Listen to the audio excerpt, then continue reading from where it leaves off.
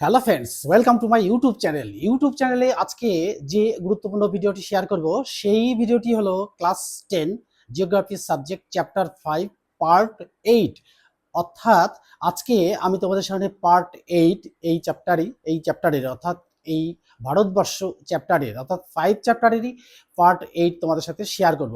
কিন্তু শেয়ার করার আগে আমি তোমাদের বলবো, যারা সেকেন্ড সাবজেক্টিভ পরীক্ষা দেবে তাদের তো অবশ্যই এটা প্রয়োজন, আর যারা 2026 সালে মাধ্যমিক পরীক্ষা দেবে তাদের জন্য কিন্তু খুবই গুরুত্বপূর্ণ ভূমিকা পালন করবে এই ভিডিওটি। তাহলে চলো আমরা শুরু করি। দেখো, আমি কিছু কিছু পয়েন্টস এখানে নোটস করেছি যে জনঘনত্ব, শহর ও 2 নম্বর হচ্ছে শহর ও নগর গড়ে ওঠার কারণ, 3 নম্বর হচ্ছে পরিবহনের গুরুত্ব, রেলপথ এবং সড়কপথ। এই কটা নিয়ে তোমাদের সামনে আলোচনা করব। তারপরে আমি এই চ্যাপ্টার থেকে যে পাতা অর্থাৎ 133 পাতা থেকে আমি 34-35 পাতা পর্যন্ত 36 পাতা পর্যন্ত আমি তোমাদের সাথে শেয়ার করব। এর মধ্যে থেকে যে কোশ্চেনগুলো আসার মতো সেই কোশ্চেনগুলো তোমাদের সাথে শেয়ার করেছি বোর্ডে। এটা একদম আলোচনার শেষে আমি তোমাদের সাথে শেয়ার করব। তাহলে চলো শুরু করি। এবার দেখো, আমি এখানে লিখে রেখেছি যে 133 পাতায় জনঘনত্ব, অর্থাৎ সেই জনঘনত্বটা কিসের উপরে ডিপেন্ড করে। এই জনঘনত্ব ডিপেন্ড করে টোটাল অ্যামাউন্ট, অর্থাৎ জনঘনত্ব সমান সমান total amount of people's and total amount of area. এই এরিয়ার এই জনসংখ্যার জনসংখ্যাকে এরিয়া দিয়ে ডিভাইডেড করলে এই জনঘনত্বটা বেরিয়ে আসবে। তো এই জনঘনত্ব ডিপেন্ড করে কিসের উপরে, অর্থাৎ কিছু ডিপেন্ড করে রাজনৈতিক কারণের উপরে, কিছু সামাজিক, কিছু অর্থনৈতিক কারণের উপরে। এই রাজনৈতিক কারণের উপরে নির্ভর করে। দেখো, রাজনৈতিক কারণ যদি এই জনঘনত্বের উপরে অনুকূল থাকে, অর্থাৎ জনঘনত্বর দিক থেকে অনুকূল থাকে, তাহলে কিন্তু এই জনঘনত্বটা বাড়ে এবং জনঘনত্বটা বেশি হয়। এবং সামাজিক কারণ, এই সামাজিক কারণ সমাজ নির্ভর করে, অর্থাৎ জনঘনত্ব নির্ভর করে কোন সমাজ এটা। এই সমাজে বিভিন্ন ধর্মের মানুষ বসবাস করে, আর এই বসবাসের মাত্রাটা, যে ধর্মের মানুষ যেখানে বেশি বসবাস করে সেখানে কিন্তু জনঘনত্বটা বেশি পায়। আর কিছু আর্থিক, অর্থাৎ আর্থিক সঙ্গতি থাকলে, অর্থাৎ যাদের আর্থিক সঙ্গতি থাকবে তাদেরই উপরে নির্ভর করে এই জনঘনত্বটা। তাহলে ভারতবর্ষে জনঘনত্বের বিভিন্ন কারণগুলো, অর্থাৎ বৈচিত্র্য দেখা যায়, কোথাও বেশি কোথাও কম। এই সমস্ত কারণগুলোরই উপরে কিন্তু এই জনঘনত্বটা নির্ভর করে। এবার দেখো, আমি পরে আসবো যে শহর ও নগর গড়ে ওঠার কারণগুলি। দেখো, এই শহর এবং নগর এই গড়ে ওঠার কারণগুলির মধ্যে অনেকগুলো কারণ লক্ষ্য করা যায়। দেখো, এই কারণগুলি নির্ভর করে যে প্রথমত দেখা যায় যে প্রাথমিক উপাদানসমূহ, অর্থাৎ প্রাথমিক উপাদানসমূহ যদি এই শহর বা নগর গড়ে ওঠার কারণ হয়ে ওঠে, তাহলে দেখো প্রাথমিক দিক থেকে দেখতে হবে যে সেই শহরটা অর্থাৎ কোথায় গড়ে উঠেছে, কোন স্থানে গড়ে উঠেছে। সেই স্থানটা যদি সঠিক থাকে তাহলে কিন্তু এই শহর বা নগর গড়ে ওঠার পক্ষে অনুকূল থাকে। তারপরে দেখো, শিল্পকর্ম, অর্থাৎ যেখানে শিল্পকর্ম বেশি থাকবে, অর্থাৎ শিল্পের সংস্থান যেখানেই বেশি সেখানেই জনঘনত্বটা বেশি হবে। আর জনঘনত্ব বেশি যেই হবে তখনই কিন্তু এখানে শহর বা নগর গড়ে উঠবে। তারপরে পয়েন্টস আসছে আমি সামরিক কাজকর্ম। এই সামরিক কাজকর্ম অর্থাৎ দেশকে রক্ষা করার জন্য যদি সামরিক কারণগুলো থাকে, অর্থাৎ একটা শহর বা নগর যখন দেশকে রক্ষা করবো তখন কিন্তু একটা শহর বা নগর যখন গড়ে ওঠে তাকে রক্ষা করার দায়িত্ব সেই নগরবাসীরই থেকে যায়। তাই সেই দিক থেকে যদি সুবিধা থাকে তাহলে কিন্তু এই শহর বা নগর গড়ে ওঠে। তারপরে দেখো, পরিবহন ব্যবস্থা, এটা খুব গুরুত্বপূর্ণ ভূমিকা পালন করে। কারণ হচ্ছে পরিবহন ব্যবস্থা যদি ঠিকঠাক থাকে তাহলে কিন্তু সেখানে শহর বা নগর গড়ে ওঠে। অর্থাৎ পরিবহন যদি ঠিক থাকে, অর্থাৎ বিভিন্ন স্থান থেকে জনসাধারণ সেই স্থানে আসতে পারবে, কর্মসংস্থানের কাজ করে তারা সঠিক সময়ে চলে যেতে পারবে। আর তাদের প্রয়োজনীয় অর্থাৎ নিত্য প্রয়োজনীয় জিনিসগুলো যদি সহজেই পেয়ে যায় তাহলে কিন্তু এই শহর বা নগর গড়ে ওঠে। তারপরে দেখো, এই প্রশাসনিক দিক থেকে দেখা যায় যে রাজনৈতিক কারণগুলোর মধ্যে প্রশাসনিক যদি সুবিধা থাকে, এই প্রশাসনিক সুবিধা যেখানটায় সেখানে কিন্তু শহর বা নগর গড়ে ওঠে। অর্থাৎ একটা শহর বা একটা নগরকে ঠিকমতো পরিচালনা করতে গেলে এই সামরিক দিক থেকে, অর্থাৎ রাজনৈতিক দিক থেকে কিন্তু এটা ভূমিকা অবশ্যই পালন করে। তারপরে দেখো, যে ধর্মীয় কেন্দ্র, অর্থাৎ ধর্মীয় কেন্দ্র যেখানে বেশি, অর্থাৎ আমি যদি যে ধর্মের মানুষ হই না কেন, আমার ধর্মের সমস্ত কিছু উপাসনার স্থান যদি ঠিক সঠিক থাকে সেই জায়গাগুলো কিন্তু এই শহর বা নগরগুলো গড়ে ওঠে। এবার দেখো, যে ধর্মীয় স্থানের সাথে সাথে কিছু সাংস্কৃতিক কারণ, অর্থাৎ সাংস্কৃতিক কারণও এর উপরে ডিপেন্ড করে। অর্থাৎ সাংস্কৃতিক দিক থেকে যদি আমরা আমাদের যে সমাজের মানুষ, যে ধর্মের মানুষ মানুষ যে যা কিছু নিয়ে আমরা ঈশ্বর উপাসনা করতে পারি, সেই ধরনের জিনিসগুলো নিয়ে যদি আমরা আলোচনা করতে পারি, ধর্ম সভা আলোচনা করতে পারি, জনসমাবেশ ঘটে, তাহলে কিন্তু সেখানে নগর বা শহর গড়ে ওঠে। তারপরে দেখো বিনোদন আর পর্যটন, অর্থাৎ যে স্থানে বিনোদনের জায়গা, অর্থাৎ সমুদ্র তীরবর্তী অঞ্চল বা পাহাড়ি অঞ্চলে যদি এই প্রাকৃতিক সৌন্দর্য অনুকূলে থাকে, তাহলে সেখানে শহর বা নগর গড়ে ওঠে। সেখানে এত ঘন জনবসতি দেখা যায় যে অন্য কোথাও আর সেটা দেখা যায় না। তাহলে তারপরে দেখো আমি চলে আসব যে এই চলে আসবো যে পরিবহনের গুরুত্ব। আমরা পরের পাতাতে চলে আসছি যে পরিবহনের গুরুত্বটা দেখো। পরিবহনের গুরুত্ব ডিপেন্ড করে, দেখো পরিবহন দেখো নির্ভর করে অর্থনৈতিক, সামাজিক এবং রাজনৈতিক কারণের উপরে। তো পরিবহন করব কি নিয়ে, অর্থাৎ জনসাধারণ যদি না থাকে, যদি কৃষিজ উন্নতি না থাকে, অর্থাৎ কৃষির উন্নতি যেখানে, সেখানে কিন্তু এই পরিবহনটা গুরুত্বপূর্ণ ভূমিকা লাভ করে। আর এই অর্থনৈতিক দিক থেকে যেটা যেটা কৃষির উন্নতি, অর্থাৎ কৃষি জমি থাকতে হবে, কৃষকরা জমিতে কাজ করতে পারে, উৎপাদিত ফসল যদি সেখানে প্রচুর পরিমাণে হয়, তাহলে কিন্তু সেই জায়গাটায় পরিবহন ব্যবস্থাটা খুব বাড়ে। আর শিল্পের প্রসার, এই জনসাধারণের সাথে সাথে পর্যাপ্ত পরিমাণে জমি, আর আমাদের দেশ নদীমাতৃক দেশ, এই দেশে যে জমিগুলো আছে সেই জমিগুলি সবই নদী তীরবর্তী অঞ্চলে অবস্থিত। এই নদী তীরবর্তী অঞ্চলে অবস্থিত হওয়ার জন্য কি হয়, সেখানে কিন্তু এই শহর বা নগর গড়ে ওঠে। আর এই শহর বা নগর গড়ে ওঠে যেখানটায় যেখানে যেখানে পরিবহন ব্যবস্থাটা সুবিধা থাকবে। তো পরিবহনের গুরুত্ব তার উপরে ডিপেন্ড করে। এবার সামাজিক কিছু, অর্থাৎ শিক্ষা সাংস্কৃতিক যদি সুবিধা থাকে, তাহলে শিক্ষা সংস্কৃতি সুবিধা থাকলে সেই স্থানে জনসাধারণ আসবে যাবে। এই যাতায়াত ব্যবস্থা যদি সঠিক থাকে, তাহলে কিন্তু পরিবহন ব্যবস্থার গুরুত্ব লাভ করে। তারপর দেখো জনসংখ্যার বন্টন, এই জনসংখ্যা বন্টন কোথাও কম কোথাও বেশি। অনুকূল পরিবেশ যদি জনসাধারণ বৃদ্ধির কারণ হয়ে থাকে, তাহলে সেখানে জনসংখ্যা বৃদ্ধি পাবে। আর জনসংখ্যা বৃদ্ধি পেলে পরিবহনটাও গুরুত্ব লাভ করবে। আর এই পরিবহন যদি প্রচুর যানবাহন থাকে, তাহলে কি হবে, এই সুবিধাটা আমরা পেয়ে যাবো, আমাদের কোনো রকম অসুবিধা হবে না। এবার দেখো রাজনৈতিক কিছু কারণ, অর্থাৎ দেশের প্রতিরক্ষা।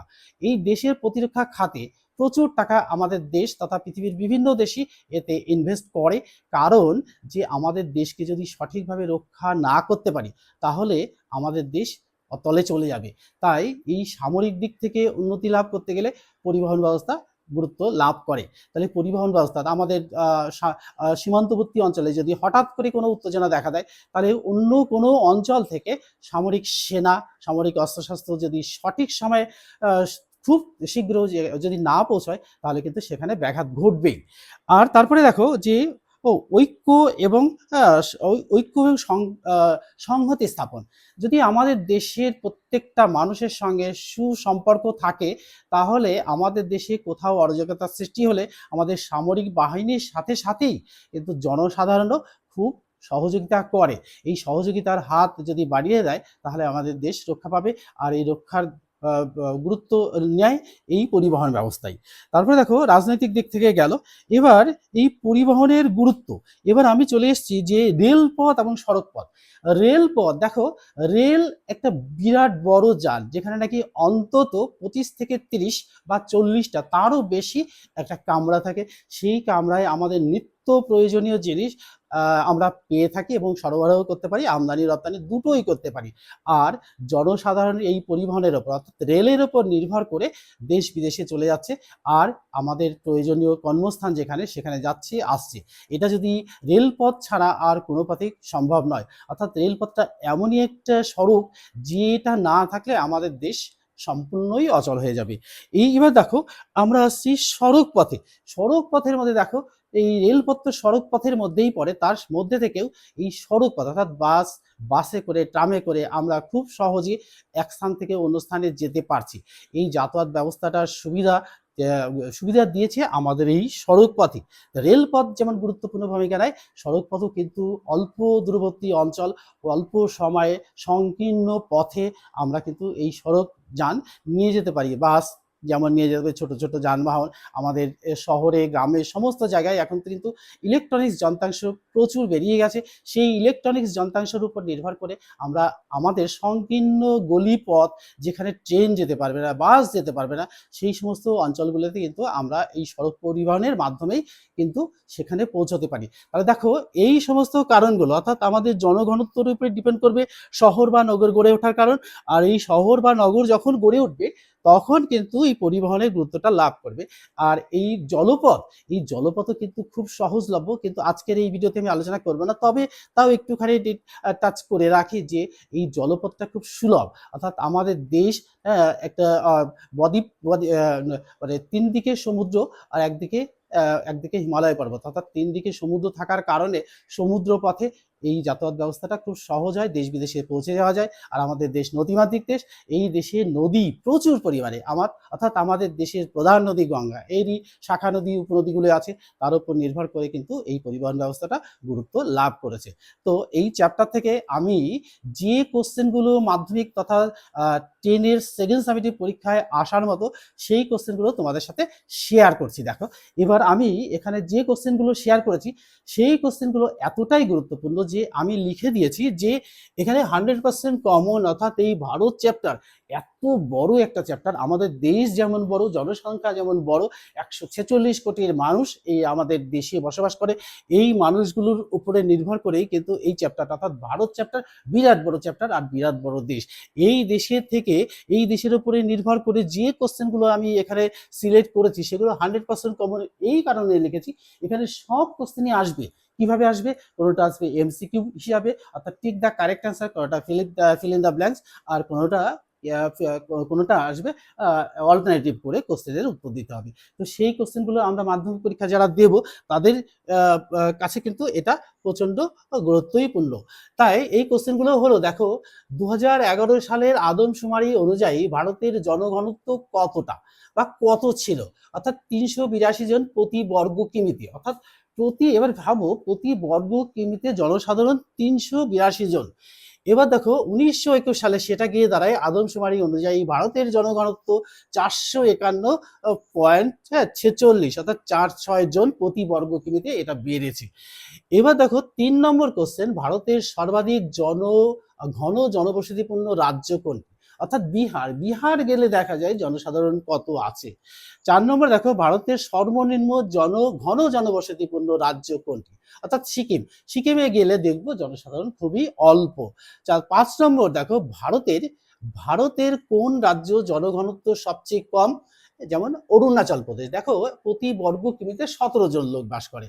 এবার দেখো 6 নম্বর, ভারতের কোন রাজ্যে জনঘনত্ব সবচেয়ে বেশি? বিহার রাজ্য, দেখো এখানে যেমন 17 জন, এখানে প্রতি বর্গ কিমিতে 1163 জন জনসাধারণ বসবাস করেন। ভারতের কোন শহরের জনঘনত্ব সবচেয়ে বেশি? মহারাষ্ট্রে, অর্থাৎ মুম্বাই শহরের জনঘনত্ব সবচেয়ে বেশি। ভারতের কোন শহরের জনঘনত্ব সবচেয়ে কম? পাঞ্জাবের এই কাপুর থানা শহরে জনঘনত্ব সবচেয়ে কম। 9 নম্বর দেখো, 2025 সালে বর্তমান ভারতের জনসংখ্যা কত? প্রায় 146 কোটি জনসাধারণ। 10 নম্বর দেখো, ভারতের প্রাসাদ নগরী কোনটি? অর্থাৎ কলকাতা শহরকে আমরা প্রাসাদ নগরী হিসাবে চিনি। 11 নম্বর দেখো, ভারতের সুইজারল্যান্ড নামে পরিচিত কোন শহর? দেখো ভারতের সুইজারল্যান্ড নামে পরিচিত ব্যাঙ্গালোর শহর। 12 নম্বর দেখো, ভারতের কমলা লেবুর শহর কোনটি? নাগপুর। 13 নম্বর দেখো, ভারতের গোলাপি শহর কোনটি? রাজস্থানের জয়পুর। 14 নম্বর কোশ্চেন দেখো, আরব সাগরের রানী কোন শহর? অর্থাৎ কোচি শহর। 15 নম্বর দেখো, ভারতের উদ্যান নগরী কোন শহর? অর্থাৎ লখনৌ শহর। 16 নম্বর, ভারতের দুটি মেগা সিটির নাম লেখো। দেখো মেগা সিটি প্রচুর আছে, এর মধ্যে আমি মুম্বাইকেই চয়েস করেছি, আর আমার রাজ্যের রাজধানী কলকাতা, এই কলকাতা শহরটাকেই আমি পছন্দ করেছি, সেই জন্য আমি মুম্বাই এবং কলকাতা শহর দিয়েছি। দেখো 17 নম্বর, সেন্সাস টাউন কি? এই সেন্সাস টাউন গ্রাম পঞ্চায়েতের অধীনস্থ এলাকাকেই বলা হয় সেন্সাস টাউন। 18 নম্বর দেখো, বর্তমান ভারতে কত শতাংশ পৌর জনসংখ্যার জল নিকাশের নিকাশি ব্যবস্থা রয়েছে। মাত্র দেখো 35 থেকে 40% পৌর জনসংখ্যার জল নিকাশি ব্যবস্থা রয়েছে। 19 নম্বর, ভারতের বৃহত্তম ও বিশ্বের 5ম বৃহত্তম সড়ক প্রকল্পের নাম কি? এই সোনালী চতুর্ভুজ কিন্তু টিকাটাই কোশ্চেন আসতেই পারে, মানে আসবেই, ধরে রাখো। 19-20 নম্বর দেখো, NHDP ও NHAI এর পুরো নামটা কি?